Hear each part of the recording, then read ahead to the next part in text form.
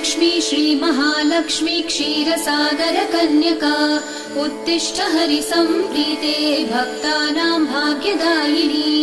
श्रीलक्ष्मी श्रीमहालक्ष्मी क्षीरसागरकन्यका उत्तिष्ठ हरिसम्प्रीते भक्तानां भाग्यदायिनी। उत्तिष्ठोत्तिष्ठ श्रीलक्ष्मी विष्णुवक्षस्थलालये उत्तिष्ठ करुणापूर्णे लोकानां शुभदायिनी।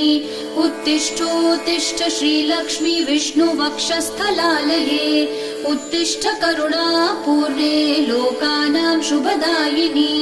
श्रीपद्ममध्यवसिते वरपद्मनेत्रे श्रीपद्महस्तचिरपूजित पद्मपादे श्रीपद्मजातजननी शुभपद्मवक्त्रे श्रीलक्ष्मी भक्तवरदे तव सुप्रभातम्।